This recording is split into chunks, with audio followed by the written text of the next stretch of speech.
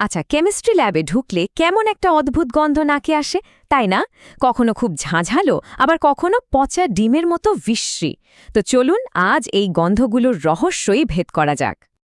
আসলে এই গন্ধগুলো কিন্তু এমনি এমনি আসে না। এগুলো এক একটা রাসায়নিক গ্যাসের সিগনেচার।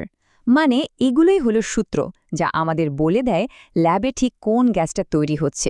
চলুন এই রহস্যের ভেতরে ঢোকা যাক। আজকে আমরা ল্যাবের সবচেয়ে পরিচিত দুটো গন্ধের পেছনে থাকা দুটি গ্যাসের গল্প শুনব। এই গ্যাস দুটো প্রায় ল্যাবে বানানো হয়, আর এদের প্রত্যেকেরই আছে একেবারে নিজস্ব একটা পরিচিতি। তো এই হলো আমাদের দুই মূল চরিত্র। একদিকে আছে অ্যামোনিয়া, যার গন্ধটা খুবই তীব্র আর ঝাঝালো, আর অন্যদিকে আছে হাইড্রোজেন সালফাইড, যার গন্ধটা ঠিক পচা ডিমের মতো। এখন আমরা দেখব ল্যাবে এই দুটো গ্যাস ঠিক কিভাবে বানানো হয়। তাহলে আমাদের প্রথম কেসটা শুরু করা যাক অ্যামোনিয়াকে দিয়ে। চলুন দেখি এই ঝাঝালো গ্যাসটা বানাতে আমাদের কি কি লাগে আর কাজটা ঠিক কিভাবে করতে হয়। এটা বানাতে আমাদের লাগবে মূলত দুটো জিনিস, অ্যামোনিয়াম ক্লোরাইড আর ক্যালসিয়াম হাইড্রক্সাইড, যেটাকে আমরা কলি চুনো বলি।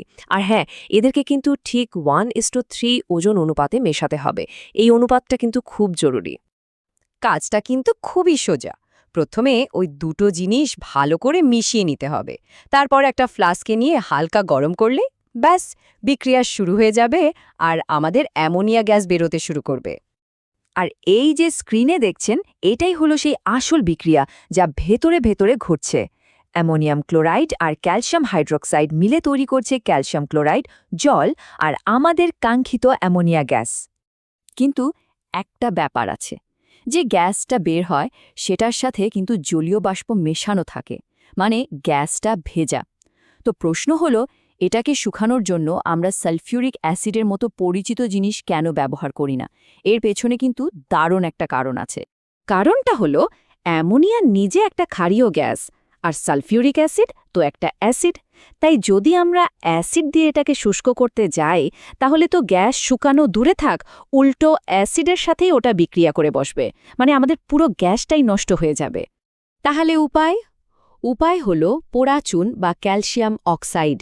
এটা এমন একটা জিনিস যা অ্যামোনিয়ার সাথে কোনো বিক্রিয়া করে না, কিন্তু ঠিকই গ্যাস থেকে সব জলীয় বাষ্প শুষে নেয়। অ্যামোনিয়া নিয়ে আরেকটা ইন্টারেস্টিং জিনিস হলো লাইকার অ্যামোনিয়া। ব্যাপারটা খুব সহজ। এটা হলো জলে অ্যামোনিয়া গ্যাসের একটা 35% সম্পৃক্ত দ্রবণ। মানে এই দ্রবণে একদম গলা পর্যন্ত অ্যামোনিয়া গ্যাস গোলানো আছে, আর বেশি গোলানো সম্ভব না। এটা ল্যাবে খুব কাজের একটা জিনিস। আচ্ছা, অ্যামোনিয়ার কেস তো সলভড। এবার আসা যাক আমাদের দ্বিতীয় সাসপেক্টসের কাছে, মানে সেই পচা ডিমের গন্ধওয়ালা হাইড্রোজেন সালফাইড। চলুন দেখি এটাকে কিভাবে বানানো হয়।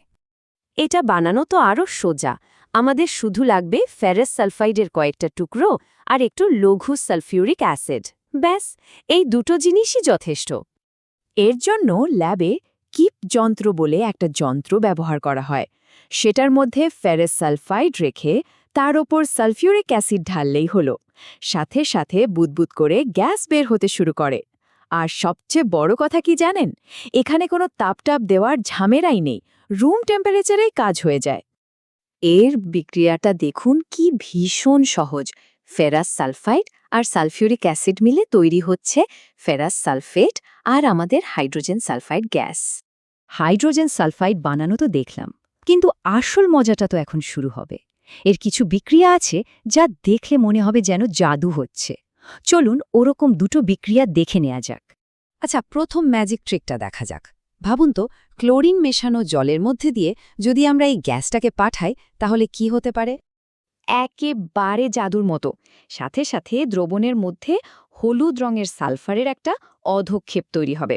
মানে কঠিন সালফারের কণাগুলো দ্রবণ থেকে আলাদা হয়ে নিচে জমতে থাকবে। কি দারুণ দেখতে লাগে ব্যাপারটা। এবার দ্বিতীয় ম্যাজিক।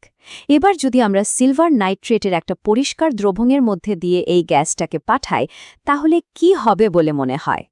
এবার যা হবে তা আরও অবাক করার মতো। ঘন কালো রঙের একটা অধক্ষেপ তৈরি হবে। এটা হলো সিলভার সালফাইড। ভাবুন, একটা স্বচ্ছ দ্রবণ থেকে এমন কালো একটা জিনিস তৈরি হচ্ছে। তো আমাদের তদন্ত এখানেই প্রায় শেষ। ল্যাবের দুটো বড় গন্ধের রহস্য আমরা জেনে গেলাম। চলুন সব তথ্য এক জায়গায় করে একবার গুছিয়ে দেখে নিই। চলুন এক নজরে পুরো ব্যাপারটা আরেকবার দেখে নিই। এই টেবিলে দুটো গ্যাসের প্রস্তুতি পাশাপাশি দেখানো হয়েছে, কি কি উপাদান লাগছে, কি শর্ত লাগছে, আর বিক্রিয়াটা কি হচ্ছে। দেখুন, সবচেয়ে বড় পার্থক্য হল অ্যামোনিয়া বানাতে তাপ দিতে হয়, কিন্তু হাইড্রোজেন সালফাইড বানাতে কোনো তাপই লাগে না। এই ছোট ছোট বিষয়গুলোই কিন্তু মনে রাখতে হবে। আচ্ছা, আজকের আলোচনা শেষ করার আগে ছোট্ট একটা প্রশ্ন। মনে আছে তো অ্যামোনিয়া গ্যাসকে শুকানোর জন্য আমরা ঠিক কী ব্যবহার করেছিলাম? একটু ভাবলে উত্তরটা পেয়ে যাবেন, কারণ সেটা নিয়ে আমরা একটু আগেই কথা বলেছি।